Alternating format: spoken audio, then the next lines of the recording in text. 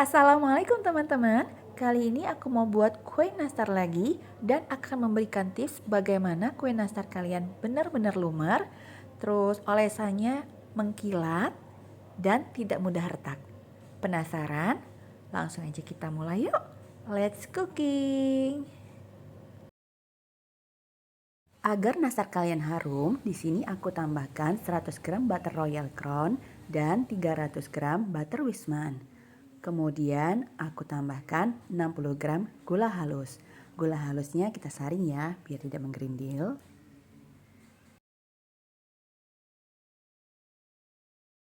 Kali ini nastar yang aku buat lebih premium karena aku menggunakan bahan-bahan yang sangat premium. Di sini aku gunakan 4 kuning telur omega. Semua bahan-bahan ini kita aduk rata, cukup menggunakan whisker ya, lebih kurang 3 menit. Tapi kalau menggunakan mixer cukup dikocok selama 1 menit saja ya, jangan berlebihan. Nastar kali ini cukup berbeda dari yang sebelumnya karena di sini saya juga menambahkan 100 gram keju edam agar bahan dasar dari nastar kalian nanti terasa lebih gurih. Oh ya, jangan lupa keju edamnya kita parut secara tipis dan halus ya. Selanjutnya saya akan mencampurkan 475 gram terigu protein rendah. Di sini saya pakai kunci biru ya. Kemudian saya tambahkan 50 gram tepung custard dan 60 gram susu bubuk. Susu bubuknya saya pakai susu Denko ya. Tahap berikutnya, tepung ini kita akan campurkan ke dalam butter yang sudah kita kocok tadi. Jangan lupa tetap kita saring ya, supaya tidak ada bahan-bahan yang menggerindil. Tips dari saya ya teman-teman, di sini saya menggunakan tepung custard bukan tepung maizena. Kalau tepung maizena bisa membuat nastar kalian menjadi renyah. Nah, kalau dengan tepung custard, keunggulannya nastar kalian akan jauh lebih lumer. Selain itu, tepung custard kan berwarna kuning, jadi nastar kalian tampilannya akan jauh lebih cantik. Jangan lupa kalian tambahkan vanila di adonan nastar kalian untuk meningkatkan aroma butter yang sudah kita gunakan. Adonan nastar ini kita aduk jangan terlalu lama ya teman-teman, karena dampaknya pada saat kita panggang adonan kita akan melebar. Nah, jadi cukup sampai bisa dipulung seperti ini. Kalau sudah kita aduk rata, kita diamkan sebentar adonan ini di dalam kulkas selama 30 sampai dengan 1 jam.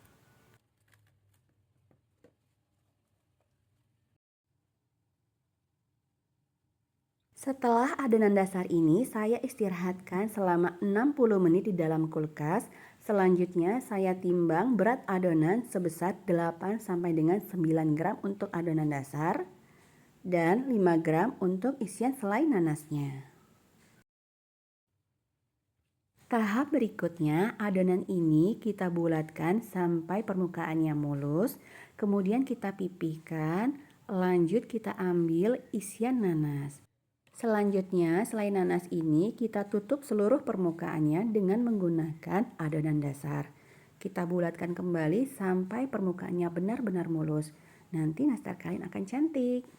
Tujuan dari mengistirahatkan adonan di dalam kulkas agar butter dan tepung yang kita gunakan lebih menyatu dan lentur, memudahkan kita pada saat pembentukan.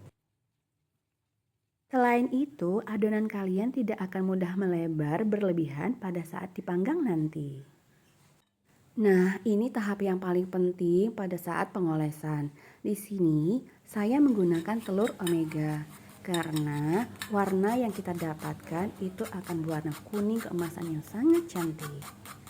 Jadi, tidak perlu lagi ditambah dengan zat pewarna.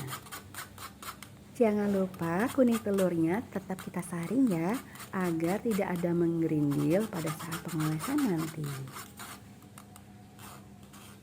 Agar olesan kalian lebih mengkilat, di sini saya tambahkan 1 sendok teh butter cair, 1 sendok teh minyak makan, dan untuk mencairkan adonan biar tidak terlalu kental, saya tambahkan 1 sendok teh susu cair. Kemudian semua bahan ini kita aduk rata ya teman-teman.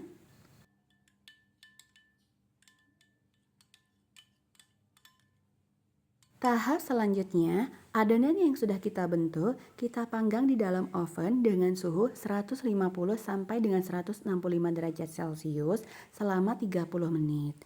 Nah, ini adonan yang sudah saya panggang selama 30 menit. Kemudian baru saya beri olesan di atasnya. Tapi harus dalam keadaan adonan sudah dingin ya teman-teman. Jadi tidak boleh langsung kalian oles pada saat dikeluarkan dari oven.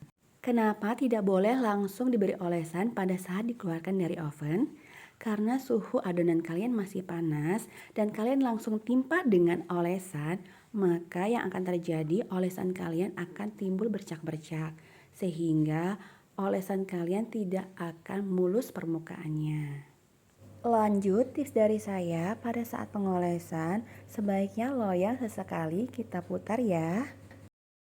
Dengan tujuan agar kita mengetahui permukaan dari adonan ini yang belum kena olesan.